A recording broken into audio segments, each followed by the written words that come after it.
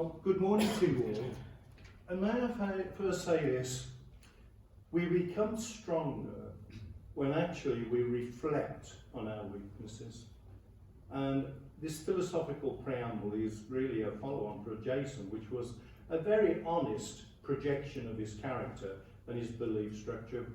And it takes something to publicise your weaknesses and to say that you are shy, nervous when you address an audience or a group of people, in front of a group of people that you are now addressing, takes some doing. So I think that is something, again, the Germans have a great word, Verbindung, bringing you together, the family, and there is power in family. So Jason, well done, and you were not nervous, and I thought that was very profound.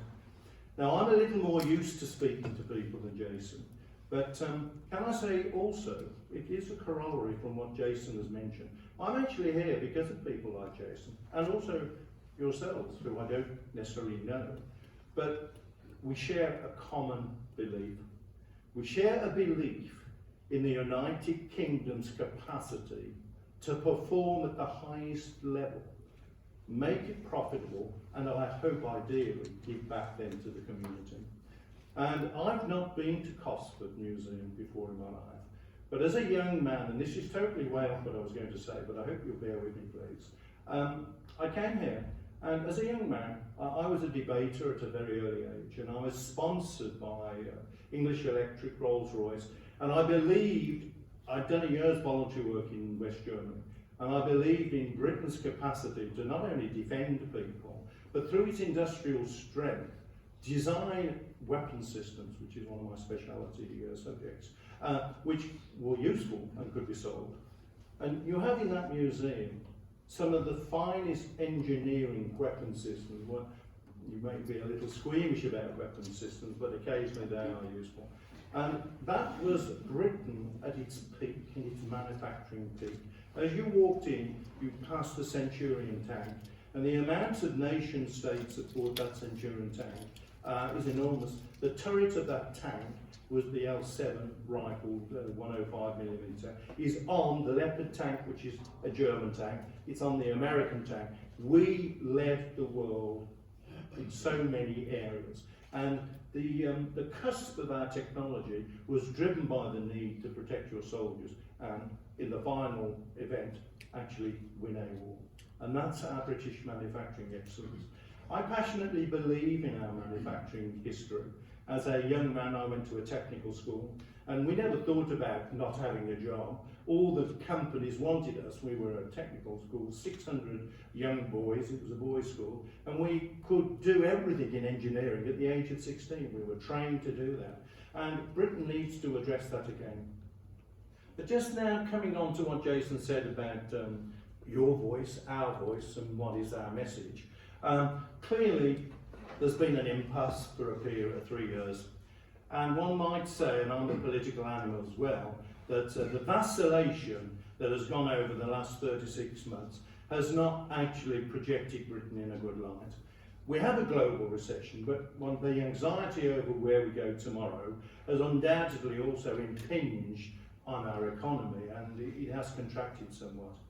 But what I learned as the chairman of the Maiden Group, going around to see many of the members, is that there is a stoicism, a determination, and a confidence to survive and invest to do well. I'm not going to mention the companies I've recently been to, but all of them are cautiously optimistic. And if I might just dig out a stat that came out this week, JLR, our members, by the way, they're a member of the Maiden Group, have clearly now turned the corner, and they've just announced the last 3 months in profit. But most importantly, their cars, the latest two marks, have increased their sales, and increased their sales in particular to China, a major market. Whatever we might think about Europe, and it's powerful and we're important to it and they to us, the markets of tomorrow, the IMF have got global growth. 90% of global growth is not the European Union, it's outside, it's India, China and places like that. And JLR are a catalyst for us. So I'm more than pleased that they have done well. But so many of you are doing really well. Now, I've just taken on a new role, and it aligns itself to yourselves here. I've just become a strategic advisor to the Royal Commonwealth Society. I believe in the Commonwealth. We mistreated them when we joined the Euro, well, it was the common market in those days. The Commonwealth has 2.1 billion people and a significant proportion of global wealth and global business. And I was at a reception last week with the ambassadors of the Commonwealth, and they want to renew and go through a renaissance in our relationship. They are looking for partners, they have markets, and in terms of security, and Cosford and our weapon system, they look to us to actually teach and train their armed forces, but equally to buy the weapon systems. And that will trickle down into the manufacturing base. The Commonwealth is an opportunity for us. And finally, the profile of the Maiden Group appears to actually capture, in a very significant percentage, privately owned and family owned companies who seriously at the moment appear to be more cautious, admittedly, but are investing in R&D, are investing in apprenticeships.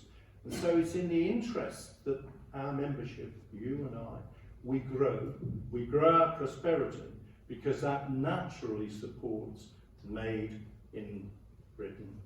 And I think we should proclaim that, and our confidence. I'm pleased to see you all this morning, and I hope for those of you that may not be part of this family which is going to grow, you consider becoming a family member. Thank you.